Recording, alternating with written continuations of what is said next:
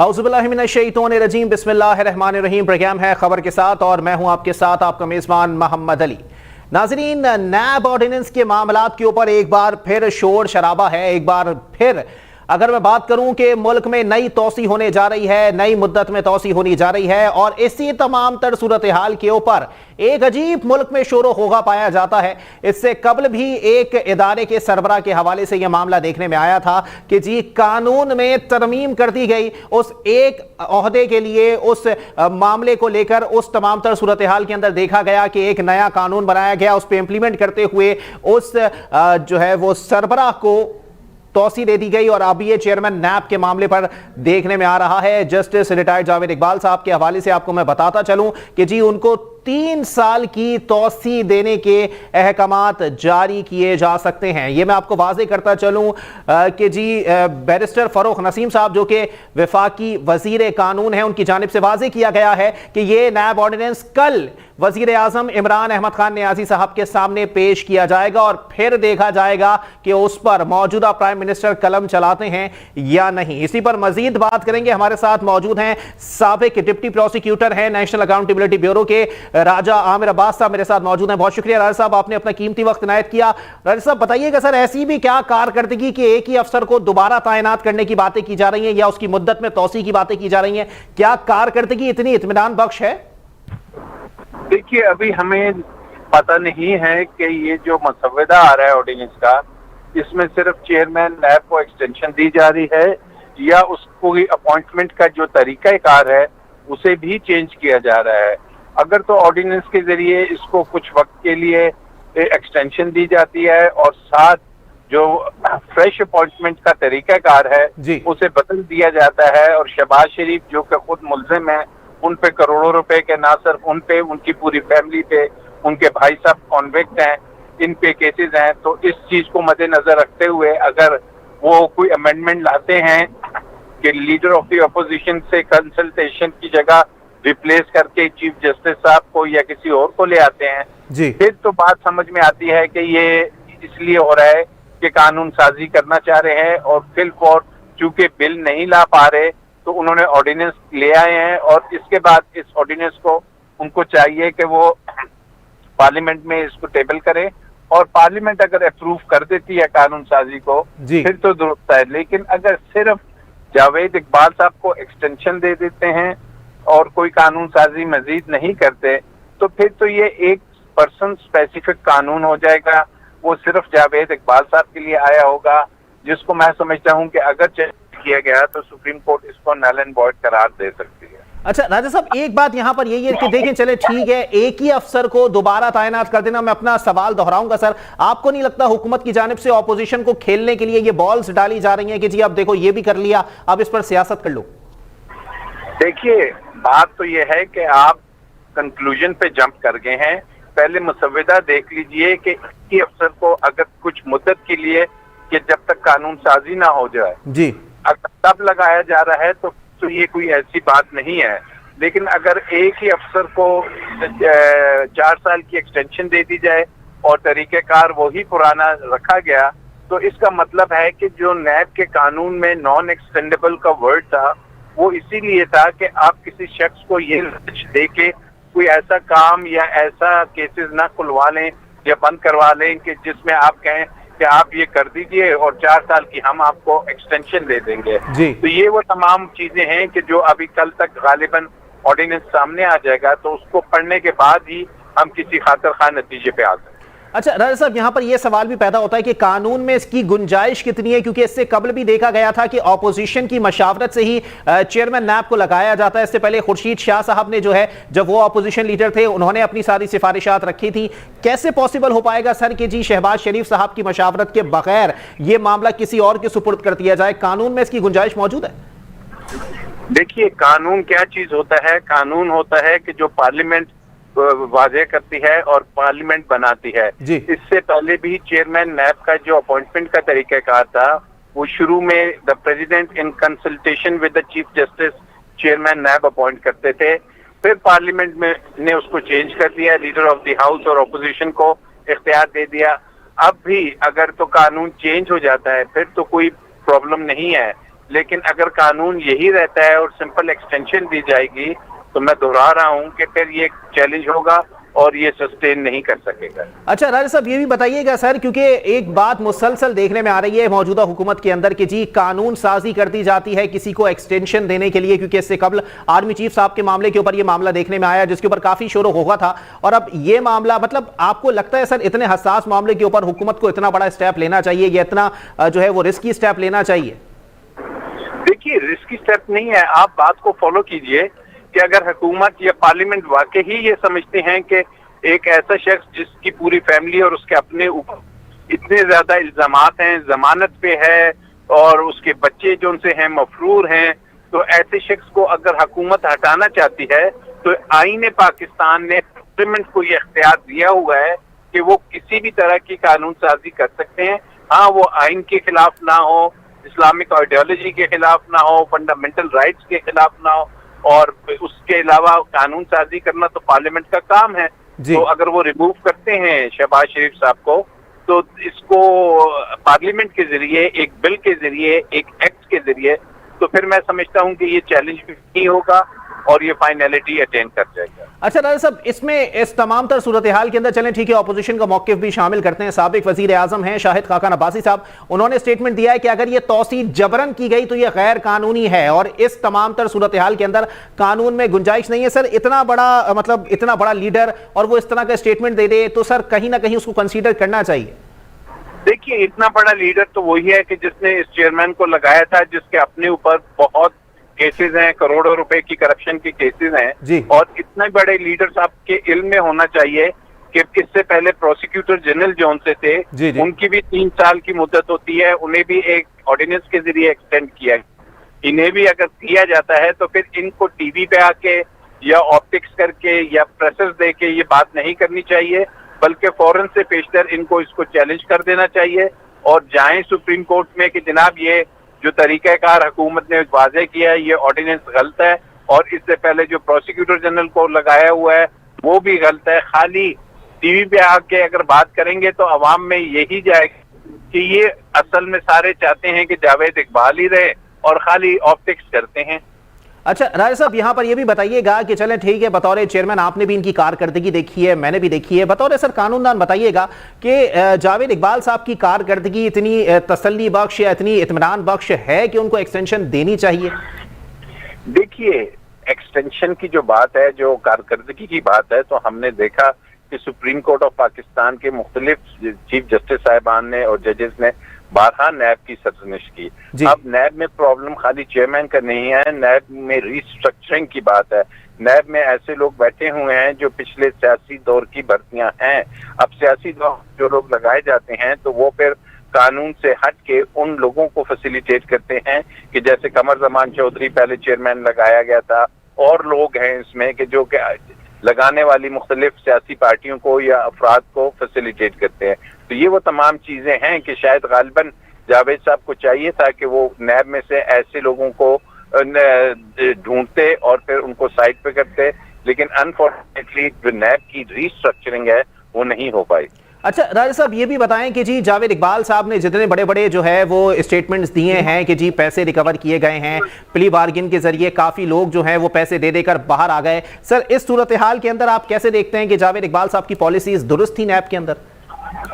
देखिए, ये पॉलिसी जो है, कानून को मैं समझता हूँ प्ली बार्गेन के चेंज होना चाहिए जी, और ये प्ली बार्गेन की जो डिस्क्रिशन है ये चेयरमैन नैब के पास नहीं होनी चाहिए। ये एक दफा रेफरेंस बनता है, रेफरेंस के बाद जब अदालत में चला जाए तो जो जज है मुतलका उसको इख्तियार होना चाहिए कि अगर 1 अरब का रेफरेंस बना है तो वो फिर 1 अरब की ही प्ली बार्गेन करे। लेकिन ऐसा ना हो कि जैसे अभी है कि नैब को हमें पता ही नहीं चलता रेफरेंस कितना अमाउंट है और कितने में इनकी डील होगी है और कितनी प्ली बार्गेन है।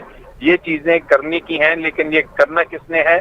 पार्लियामेंट ने करना है, और पार्लियामेंट में सुप्रीम कोर्ट ऑलरेडी लिख चुकी है कि ये चीजें हैं, इन शिकों को देखिए। लेकिन अनफॉर्चुनेटली हमारे पार्लियामेंट में नैब के कवानीन को सख्त नहीं बनाया जा सक रहा। उसकी एक अहम वजह यह है कि अपोजिशन की जो दोनों बड़ी जमातें हैं, चाहे मुस्लिम लीग नून है या पीपल्स पार्टी है, इवन हुकूमती बेंचेस में भी कुछ ऐसे लोग हैं कि वो खुद नैब ज़दा हैं। जरदारी साहब पे केसेस हैं, बिलावल पे केसेस हैं, नवाज शरीफ सजा याफ्ता है, मरियम सजा याफ्ता हैं, लीडर ऑफ अपोजिशन शहबाज शरीफ के केसेस हैं, तो ऐसी पार्लियामेंट से हम क्या तवक्का रख सकते हैं कि वो कोई नैब के कवानीन को सही करेंगे और मजबूत करेंगे। लेकिन राजा आमिर अब्बास साहब, पूछना आपसे ये भी चाहेंगे सर, क्योंकि माजी के औराकों में अगर देख लिया जाए तो अपोजिशन ने कभी इस तरह के स्टेटमेंट नहीं दिए कि जी नैब और मईशत एक साथ नहीं चल सकती, लेकिन इस दौर के अंदर ये कहा जा रहा है कि जी माशी अशारिये अगर गलत समत में जा रहे हैं तो उसकी वजह भी नैब है, क्योंकि नैब जो है वो सनतकारों को, ताजरों को जो है वो परेशान करती है। ये सिर्फ इसी दौर में क्यों देखने में आया सर? देखिए, नैब जो कौन से सनतकारों को परेशान करती है, दो किस्म के सनतकार हैं। एक तो जो है जिनकी इंडस्ट्रीज होती हैं जी, उन्हें कोई प्रॉब्लम नहीं है नैब से, उनको कभी नैब, एक होते हैं कार्टेल्स होते हैं, बड़े बड़े माफियाज होते हैं, चाहे वो जमीन के हो, चाहे वो शुगर के हो, चाहे दूसरे तीसरे हो, उन्हें हाँ अलबत्ता प्रॉब्लम हो सकती है। और ये कोई वजह नहीं कि जी वो काम नहीं कर पा रहे। माजी में हमने देखा कि कमर जमान चौधरी ने तो कह दिया था कि मैं तो एहतसाब ही नहीं करूंगा, और माजी में अगर आप देखते हैं तो ये दोनों जमातें जब थी तो नैब की कारकर्दगी यही थी कि एक दूसरे के खिलाफ केसेस नहीं बनते। हुदैबिया का केस आपने देख लिया कि सालों साल पड़ा रहा, उस पर कोई काम नहीं हुआ। तो नैब के ऊपर सवालिया निशान तो माजी में बहुत ज्यादा रहे हैं। तो मुस्तकबिल में देखते हैं राजा आमिर अब्बास साहब के सूरत हाल के अंदर भी जो है वो नैब के किरदार को जो है वो सही मानों में उसको जो है वो तबाह किया जा रहा है या उसको डिमोरलाइज किया जा रहा है? देखिए, नैब का किरदार नहीं होता है, किरदार किसी शख्स का होता है। कानून अपनी जगह पे मौजूद है, नैब एक कानून के तहत चलता है, कानून सही है। अब उसकी इम्प्लीमेंटेशन होती है चेयरमैन नैब और उसकी टीम के जरिए। अगर चेयरमैन नैब कोई अच्छा दुरुस्त और मजबूत आदमी ये लगाते हैं, इस मुल्क में लोगों की कमी नहीं है, तो मैं नहीं समझता, क्योंकि व्हाइट कॉलर क्राइम को खत्म करना है। अवाम को ये शऊर आ चुका है कि ये जो हमारे लीडर साहिबान थे जिन्होंने पिछले 15, 20, 30 साल हुक्मरानी की, और जब अवाम उनके अरबों और खरबों की जायदादें लंदन में, स्विट्जरलैंड में, अमेरिका में देखती हैं, तो उन्हें एक बात का तो यकीन आ गया है कि ये जो तमाम पैसा है ये हमारा और आपका लूटा हुआ है। दूसरी बात ये है कि इनको हमारा अदालती सिस्टम या नैब सजा नहीं दे पा रहा, तो इस पे उनको मायूसी होती है और वो वाकई समझ रहे हैं कि इस चीज को दुरुस्ती की तरफ जाना चाहिए। राजा आमिर अब्बास साहब, आप मेरे साथ लाइन पर ही मौजूद रहिएगा। गालिबन बैरिस्टर बलख शेर खोसा साहब भी हमारे साथ मौजूद थे, लेकिन राब्ता उनका मुनक़ता हो गया। राजा आमिर अब्बास साहब की तरफ दोबारा आऊंगा इस सूरत हाल के अंदर। चलें, ठीक है राजा आमिर अब्बास साहब, ये सूरत हाल है कि जी ऑपोजिशन की जानिब से दोबारा यही नारे मारे जा रहे हैं कि जी अब आने वाले वक्तों के अंदर चेयरमैन नैब को जो है वो तौसी इसलिए दी जा रही है ताकि जो सियासी मुकदमात बने हुए हैं उनकी पैरवी हुकूमती सतह के ऊपर हो सके या फिर हुकूमती मर्जी के मुताबिक हो सके। सर, यहां पर भी कुछ मशकूक मामला दिखाई दे रहे हैं चेयरमैन नैब के हवाले से।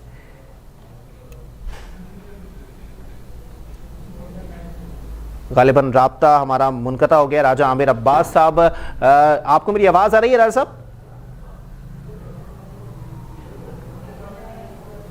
गालिबन राब्ता मुनक़ता हो गया। राजा आमिर अब्बास साहब साबिक डिप्टी प्रोसिक्यूटर नैब हमसे बात कर रहे थे। कहना उनका यह था कि जी कानूनी लिहाज से देख लिया जाए तो तमाम तर चीज़ें खुलकर सामने आ चुकी हैं। इस तमाम तर सूरत हाल के अंदर देखना पड़ेगा कि किस तरह से जो है वो इस तमाम तर मामले को तौसी दी जाती है या चेयरमैन नैब की मुद्दत मुलाजमत में तौसी कर दी जाती है, उनको जो है मजीद 3 या 4 साल जो है वो तैनात रखा जाता है। इस मामले को देखना बहुत ज़्यादा ज़रूरी है। अगर माजी के तरीक़ेकार को ही जो है वो इंप्लीमेंट कर दिया जाएगा या माजी में जिस हठधर्मी के साथ लोगों को तौसी दे दी जाती थी, अगर वही तरीकेकार वज़ा कर दिया गया या उस तरीकेकार को अमल दरामद की तरफ लेके आया गया तो ये सूरत हाल खतरनाक हो जाएगी और इस मामले को जो है वो सुप्रीम कोर्ट में ले जाया गया तो सुप्रीम कोर्ट इस मामले को खारिज कर देगी। इसी पर मजीद बात करेंगे। हमारे साथ मौजूद हैं बैरिस्टर बलख शेर खोसा साहब, लॉ एक्सपर्ट हैं, किसी तारुफ के मोहताज नहीं है। बहुत शुक्रिया बैरिस्टर साहब, आपने अपना कीमती वक्त इनायत किया।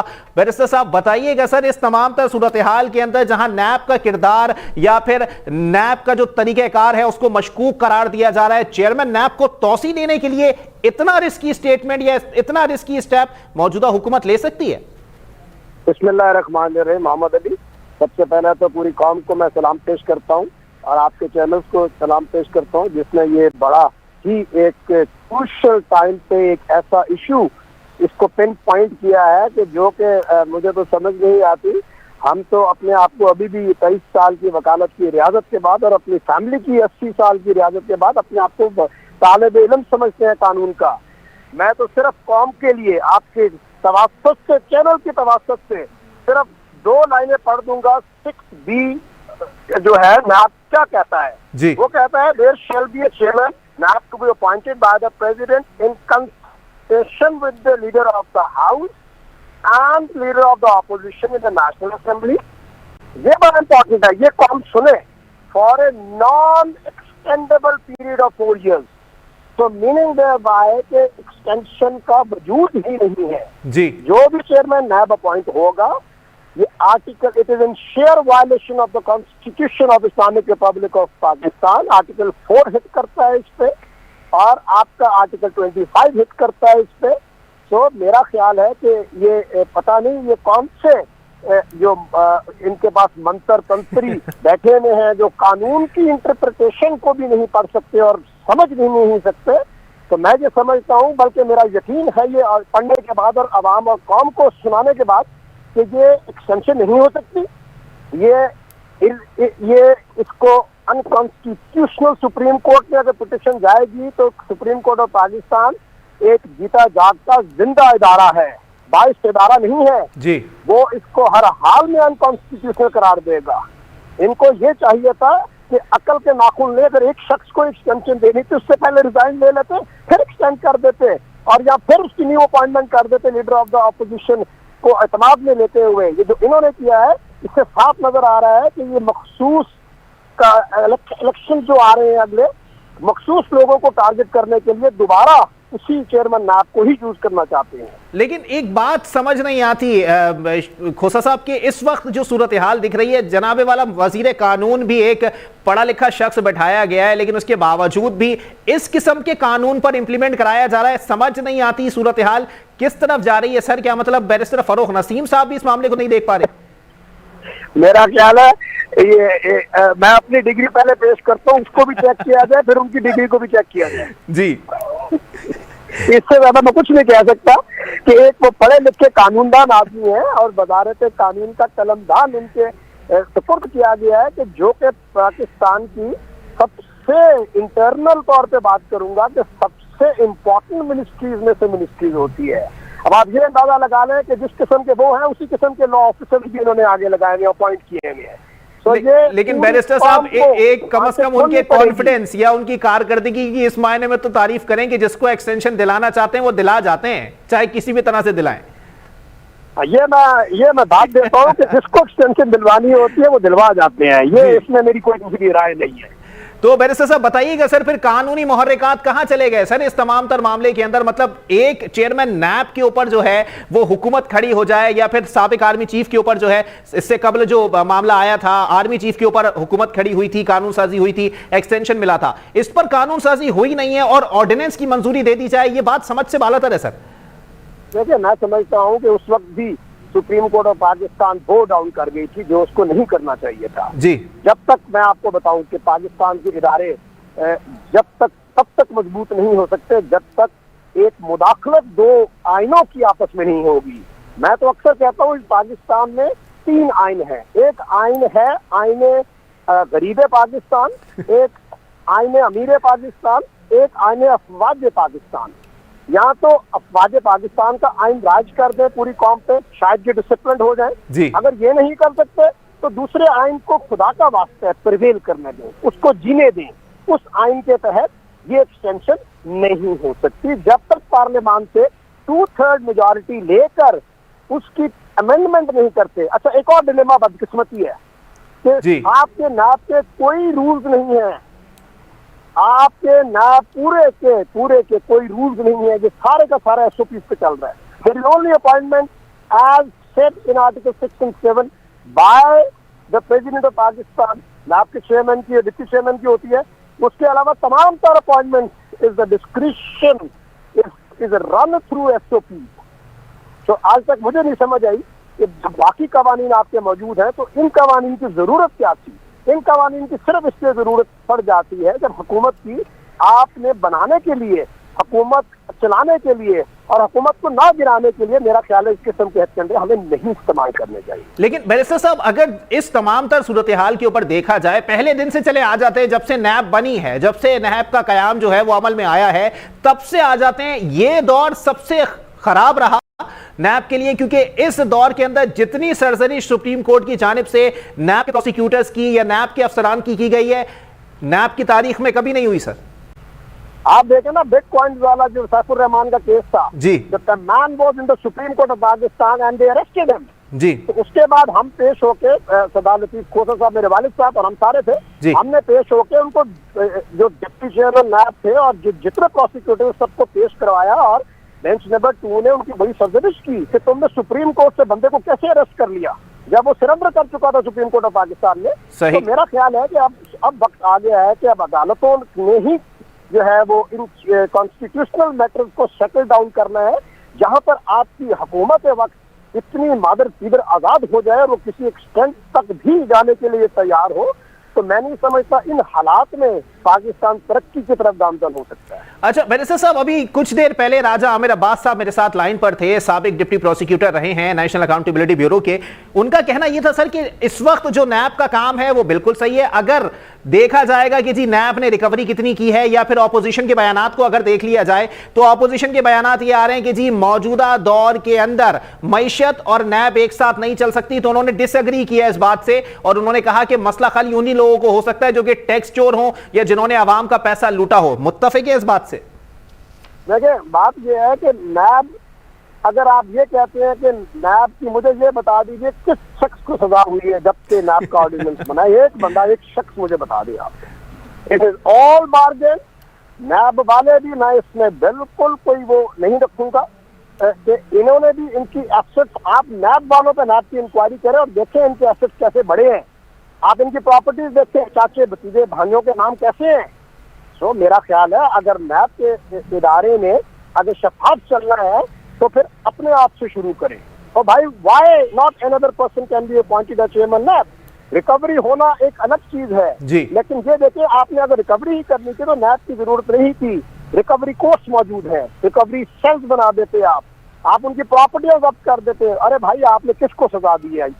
एक बता दे, किसी को आपने सजा दी हो या कैफर किरदार तक पहुंचाया हो या कोई जजमेंट छपी हो बड़ी जबरदस्त किस्म की, जनाब ये इन्होंने सजा दी है, इसको इक्विट कर दिया। There is not a single charge. तो बैरिस्टर साहब, फिर बात यहां पर यही आ गई, लोग यही पूछते फिरेंगे आसान अल्फाज के अंदर कि जी ये जावेद इकबाल साहब में कौन से सुरगाब के पर लगे हुए हैं कि इन्हीं को दोबारा जो है वो अपॉइंट करने या इन्हीं की मुद्दत मुलाजमत में तौसी करने के लिए एड़ी चोटी का जोर लगाई है हुकूमत। देखिए, सुरखाब के परों को तो हम छेड़ नहीं सकते, अगर हम छेड़ेंगे तो हम जल जाएंगे जी। तो लिहाजा कि सुरखाब के पर ही सारा काम कराते हैं, ये एक्सटेंशन भी सुरखाब के पर ही कराते हैं और ये अपॉइंटमेंट भी सुरखाब के पर ही करवाते हैं। अगर उनको छेड़ेंगे तो आप और मैं दोनों जल जाएंगे। बिल्कुल ऐसा ही है। बैरिस्टर साहब, आप मेरे साथ लाइन पर ही मौजूद रहिएगा, एक ब्रेक की तरफ मैं जाऊंगा। ब्रेक के बाद प्रोग्राम को यहीं से कंटिन्यू करेंगे। कुछ दीगर मामलात भी हैं कानूनी पहलुओं के हवाले से। यह मामला किसी तौर पर भी सीधा नहीं बैठने वाला है। अगर ऑपोजिशन इस पर स्टैंड ले ले तो यह मामला मजीद तूल पकड़ सकता है। एक ब्रेक के बाद प्रोग्राम को यहीं से कंटिन्यू करेंगे।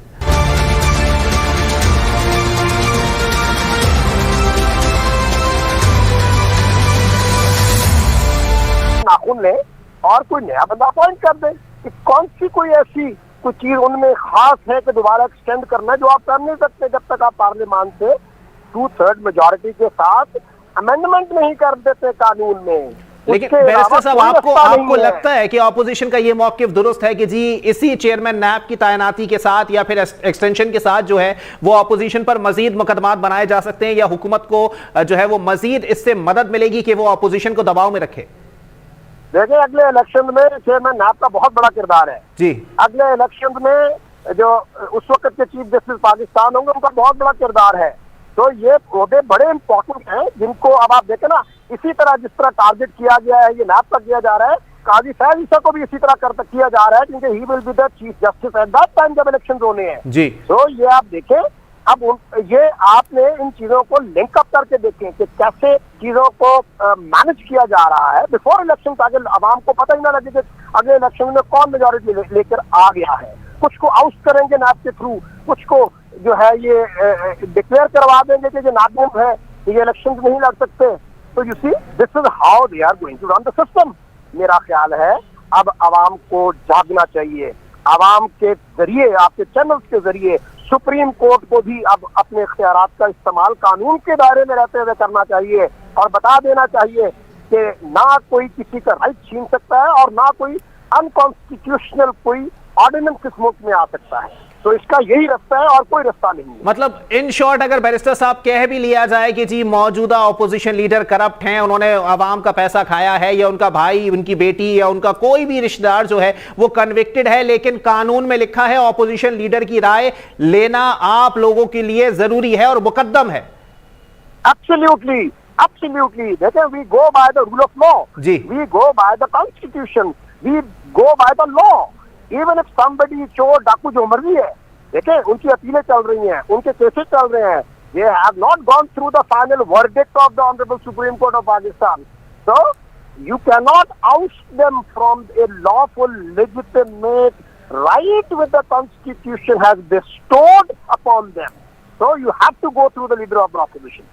ठीक है, बहुत शुक्रिया बैरिस्टर बलखशेर खोसा साहब, लॉ एक्सपर्ट, हमसे बात कर रहे थे। बड़ी मुफस्सिल उन्होंने गुफ्तगू की कि कानून में गुंजाइश नहीं है, चाहे कितना भी बड़ा नैब का अफसर आकर ये बात कर ले कि जी जो अपोजिशन लीडर है, या फिर हुकूमत ही कोई वज़रा आके ये बात कर लें कि जी ये अपोजिशन लीडर जो हैं ये कन्विक्टेड हैं, इनके ऊपर इल्ज़ामात हैं, इन्होंने नैब से प्ली बार्गिन की है, या फिर इनके भाई, इनकी भतीजी, इनका बेटा जो है वो करप्शन के कोई मुकदमात में मुलव्विस हैं या फिर कन्विक्टेड हैं। इस तमाम तर सूरत हाल के बावजूद अगर कानून को देख लिया जाए तो कानून नाक की सीध में इंसाफ करते हुए यह बात तहरीर करता है, यह बात बताता है कि जनाबे वाला कितना भी कुछ कर लीजिए, ऑपोजिशन लीडर की या फिर ऑपोजिशन अरकान की राय लेना इस मामले के अंदर हुकूमत की आईनी कानूनी जिम्मेदारी है, और अगर इसको पूरा नहीं किया गया तो यह मामला सुप्रीम कोर्ट तक जा सकता है। और अगर सुप्रीम कोर्ट ने इस पर फैसला दिया तो सिर्फ बैरिस्टर बलखशेर खोसा साहब नहीं बल्कि इससे कबल राजा आमिर अब्बास साहब भी मेरे साथ मौजूद थे, उन्होंने भी यह बात की है कि अगर ऐसा हुआ तो सुप्रीम कोर्ट ऑफ पाकिस्तान इस तमाम तर सूरत हाल को अदालत से खारिज कर देगी। दूसरी बात, आज बड़ी अफसोसनाक खबर है इसी तमाम तर सूरत हाल के ऊपर कि जी जनाबे वाला एक जानिब जहां पर पाकिस्तान के अंदर पानी की किल्लत का सामना करना पड़ा है, वहीं दूसरी जानिब ग्लेशियर्स को पिघलने के बाद जो पानी स्टोर करना चाहिए उसकी गुंजाइश पाकिस्तान के पास मौजूद नहीं है। यह बहुत बड़ा अलमिया है कि आया 90% पानी जो है वो जाया करना पड़ता है, जबकि पाकिस्तान के पास जो है वो ग्लेशियर्स पिघलने के बाद पानी स्टोर करने की सिर्फ 10% की गुंजाइश मौजूद है। ग्लेशियर्स पिघल रहे हैं तो इस तमाम तरह सूरत हाल के अंदर मुमकिन है कि पाकिस्तान को डैम्स की तरफ जाना चाहिए या पानी स्टोर करने के लिए कुछ दीगर प्लान्स मुरत्तब करने चाहिए। इसी पर मजीद बात करेंगे, हमारे साथ एनवायरमेंट एक्सपर्ट यासिर हुसैन साहब मौजूद हैं। बहुत शुक्रिया यासिर हुसैन साहब, आपने अपना कीमती वक्त इनायत किया। बताइएगा यासिर हुसैन साहब, इस तमाम तरह सूरत हाल के अंदर सर कैसे मुमकिन है, ग्लेशियर्स पिघल रहे हैं, यहां से पानी हासिल होना चाहिए लेकिन हम बदकिस्मत हैं कि यह पानी जाया करना पड़ता है।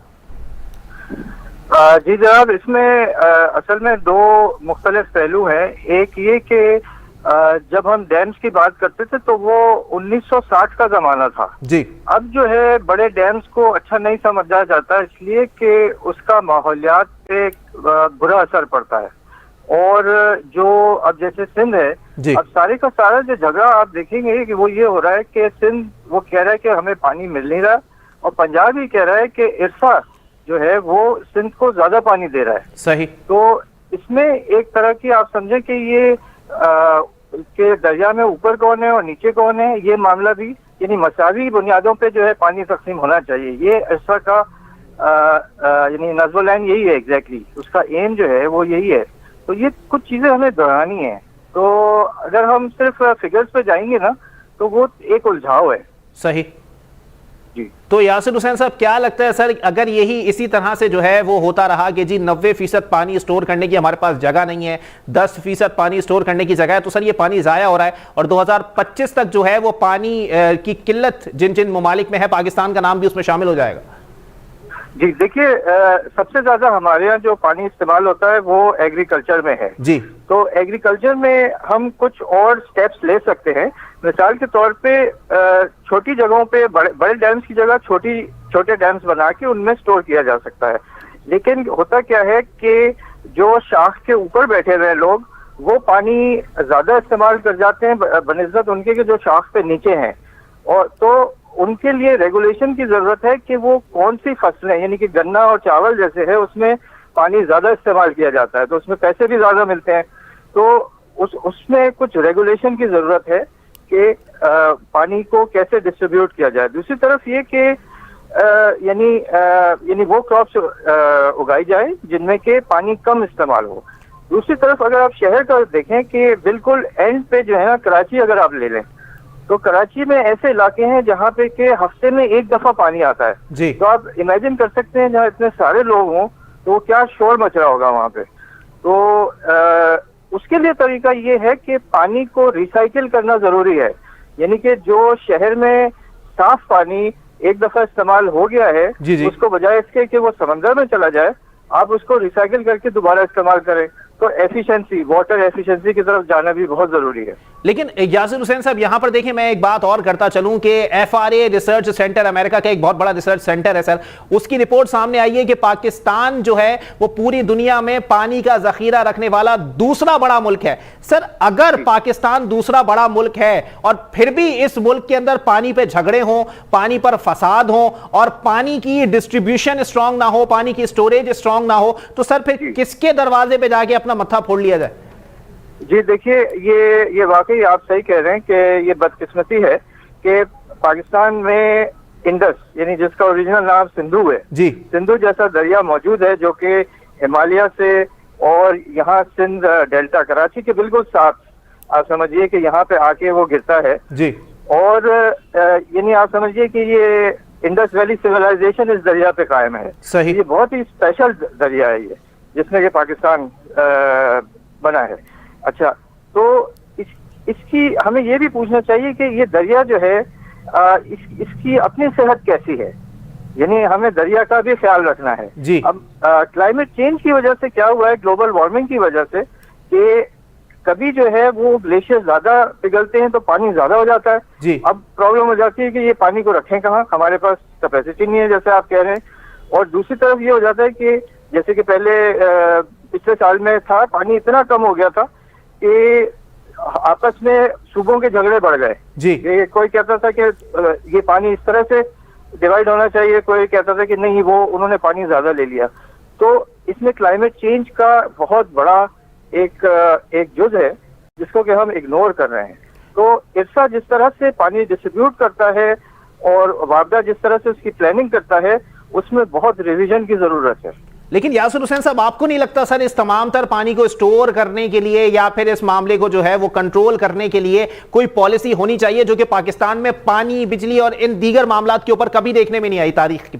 जी बिल्कुल सही है। अब मिसाल के तौर पे इर्सा जैसे है जी, इंडस रिवर की जो अथॉरिटी है जो पानी डिस्ट्रीब्यूट करती है, उसके अंदर जो है मिनिस्टर साहिबान होते हैं और सेक्रेटरीज होते हैं जी। अब ये असल में टेक्निकल मामला है, इसको सियासत का रंग ज्यादा दे दिया जाता है क्योंकि पानी का डिस्ट्रीब्यूशन जो है ना वो टेक्निकल बुनियादों पे होना चाहिए। सही। आप इत्तेफाक से सुनेंगे कि पंजाब ये कह रहा है कि हमें लीगल जो जिस तरह से है उस तरह से डिस्ट्रीब्यूट करना चाहिए, लेकिन एक्चुअली वो ये कह रहा है कि सिंध जो है वो अपने हिस्से से भी ज्यादा पानी मांग रहा है।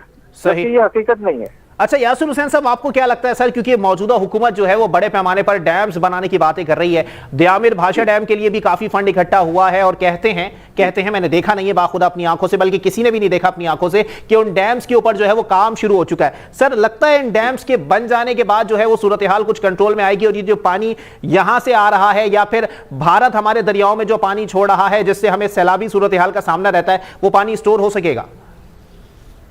देखिए, बड़े माहौलियात के पॉइंट ऑफ व्यू से बड़े डैम जो है ना अब नहीं बनाए जाते। अच्छा। तो जो बनाए जा रहे हैं वो पूरे हो जाएं, ये काफी है। उसके बाद जो है ना वाटर मैनेजमेंट का है, आपके जो मैनेजर्स हैं जो गवर्नमेंट में हैं जी, उसमें जरूरत है कि इंडिपेंडेंट एक्सपर्ट्स आए, वो सियासी बुनियादों पे, और जो आपकी एग्रीकल्चर की जो लॉबीज हैं वो अपना प्रेशर इतना डालती हैं कि न्यूट्रल और अच्छे फैसले नहीं हो पाते हैं।